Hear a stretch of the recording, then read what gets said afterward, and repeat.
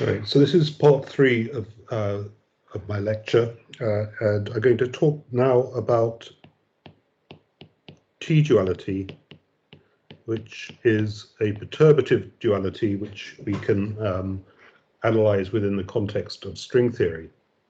So let me start by thinking about a field theory, not a string theory, in which we take the internal space to be the simplest thing we can think of, the simplest compact space, which is a circle. So we introduce coordinates x mu for the space-time and a coordinate y on the circle, and we can take y as being identified with period 2 pi r, where r is the radius. So then if we have a field phi of x and y, we can Fourier analyze on the circle and write it as a sum of Fourier sums e to the I n y over r, sum over n. And if we look at, so let's call this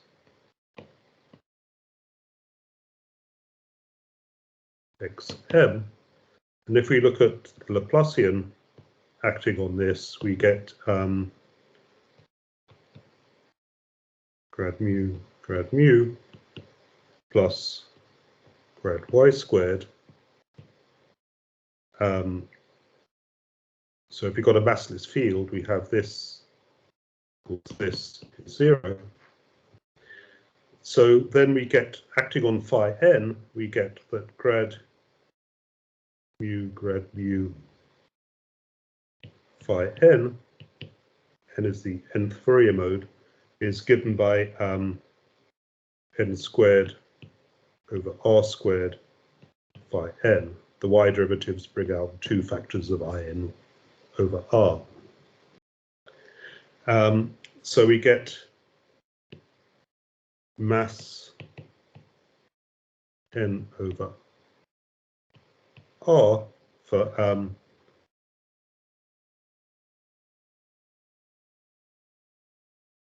so we get mass mod n over r. So we get masses 0, 1 over r, 2 over r, and so on. So we get a tower of massive modes, which we in this context are often referred to as a Klein Tower.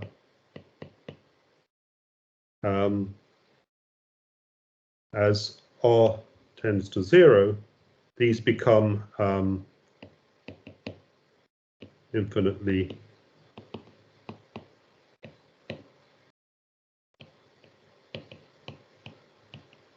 massive for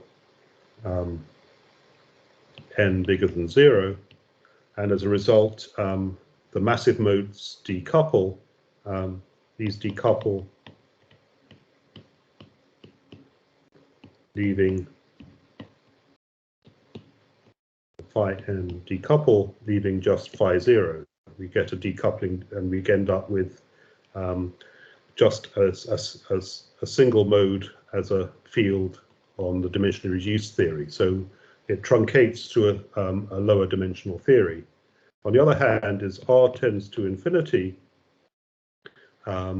we get the infinite Klein Tower of modes all become massless.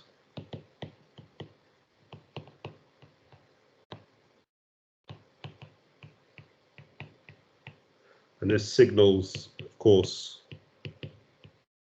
a decompactification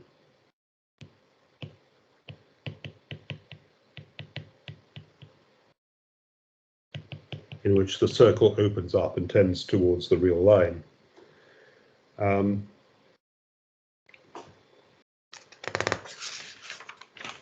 So this is a familiar story, and interestingly, it changes if we start looking at strings on the same space, string theory. on M cross S1. Now, here the new feature is that we can have strings which wrap around the circle. So we can have string winding modes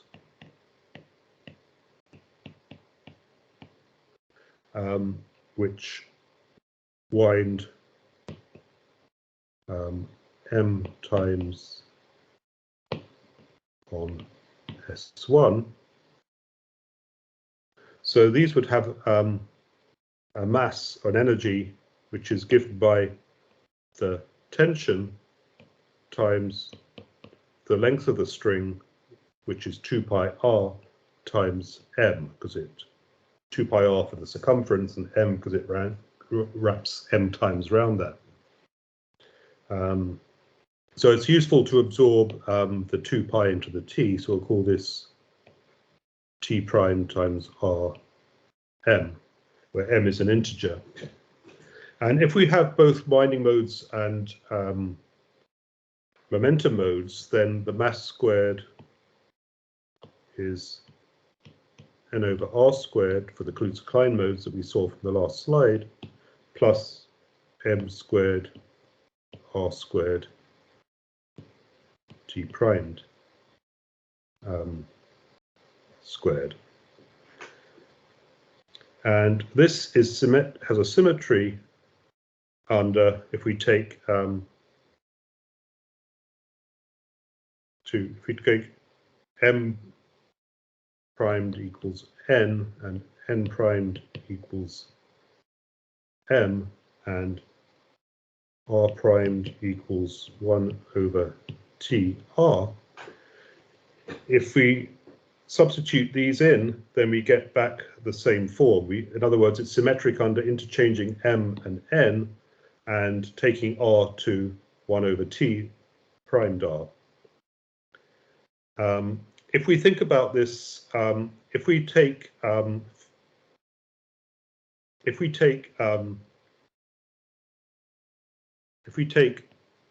r large, then the winding modes which have a mass proportional to r become infinitely massive, so decouple, and the winding modes become light, and we get the KK tower mass tending to 0, and that's signaling a decompactification. But now, if we look at what happens to r tends to 0, then the KK tower, KK modes have a mass tending to infinity, and so they decouple as before. But now we find that there's the winding modes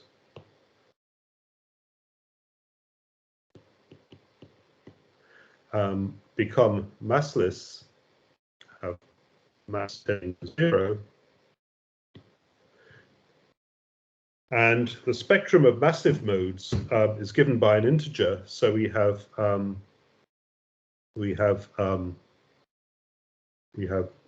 naught t primed r 2 t primed r 3 t primed r, and so on. And as r tends to 0, they're becoming massless. But this is like a Kaluza-Klein spectrum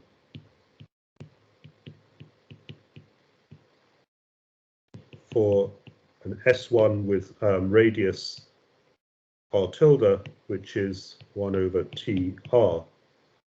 So if we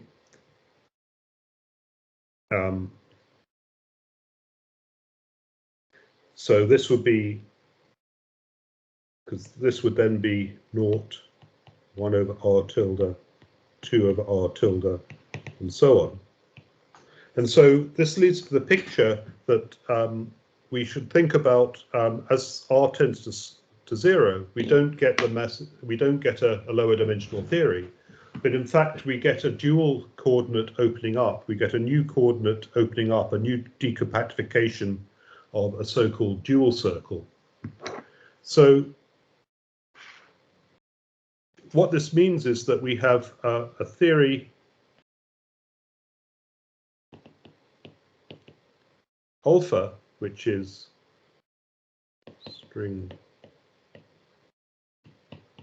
theory on M cross S1 with radius r, and beta would be the same thing but with radius r tilde, which is 1 over t primed r. So what this means is that when one radius is small, the other is large. So what it's saying is that the string theory on a small circle is exactly the same as the string theory on a large circle. It seems rather preposterous when you first hear it, and it's very different from one's what one would expect from general relativity, where a large circle and a small circle are clearly different. And the momentum modes, or the Klein modes in one theory, become are interpreted as the winding modes in the dual theory, and vice versa. So we have the map between these two will take momentum modes in alpha to winding modes in beta, or in other words, the same state with the same mass would be regarded as would be interpreted in one theory as a momentum mode, and the other theory as a winding mode. And we could define a dimensionless coupling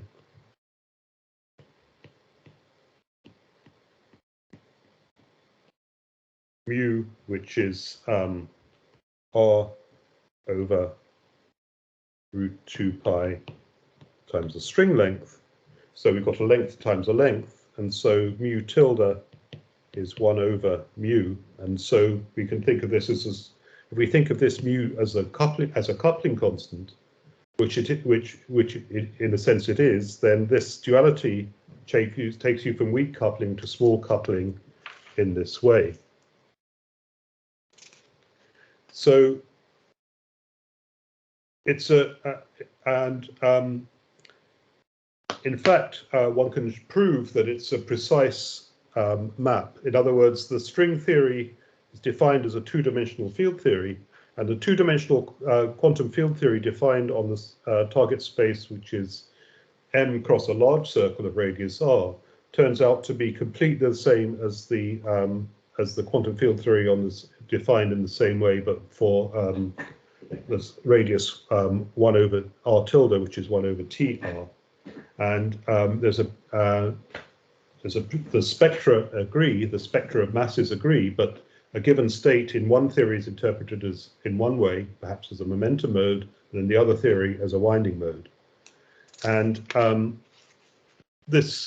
of the questions on the example sheet will be taking you through the formal proof of showing that the two theories related in this way are in fact the same.